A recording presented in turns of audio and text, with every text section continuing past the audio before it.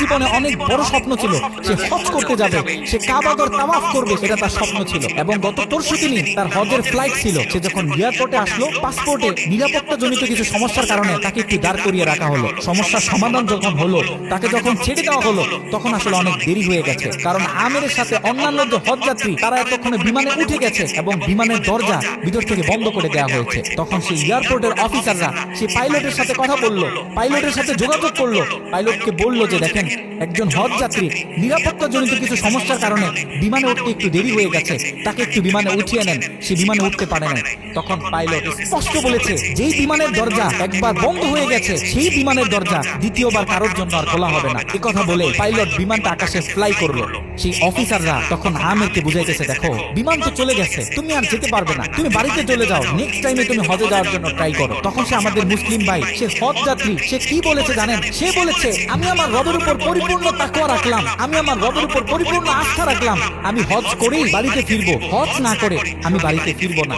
এ কথা বলে সে এয়ারপোর্টে দাঁড়িয়ে রইল। ঠিক কতক্ষণ পর সেই বিমান থেকে এয়ারপোর্টে মেসেজ করা হলো যে বিমানের ভিতরে যান্ত্রিক সমস্যা দেখা গিয়েছে, খুব ইমার্জেন্সি বিমানটা সেই এয়ারপোর্টে ল্যান্ড করতে হবে। বিমানটা যখন এয়ারপোর্টে ল্যান্ড করা হলো, যান্ত্রিক যে ত্রুটি, এই ত্রুটিগুলো যখন সমস্যার সমাধান করা হচ্ছে, তখন সেই অফিসাররা সেই পাইলটের সাথে কথা বলেছে যে দেখেন, কোনোভাবে এই যাত্রীটা একটু নেওয়া যায় কিনা, সে তো হজ করার উদ্দেশ্যে বাড়ি থেকে বের হয়েছে, সে তো বাড়িতে যেতে চাচ্ছে না, হজ না করে তাকে একটু নিয়ে নেন।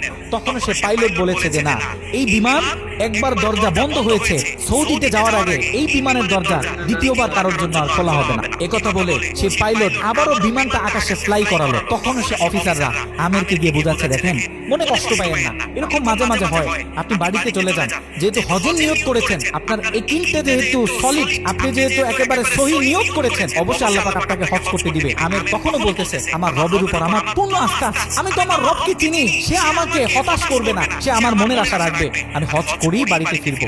এই কথা যখন বলতেছে, এর ঠিক কিছুক্ষণ পরে আবারও সেই বিমান এয়ারপোর্টে মেসেজ করলো যে বিমানের ভিতরে এখন আগের চেয়ে বেশি কিছু যান্ত্রিক ত্রুটি দেখা গিয়েছে, বিমানটা আকাশে ফ্লাই করতেছে না, বিমানটা এমার্জেন্সি আবার এয়ারপোর্টে ল্যান্ড করতে হবে।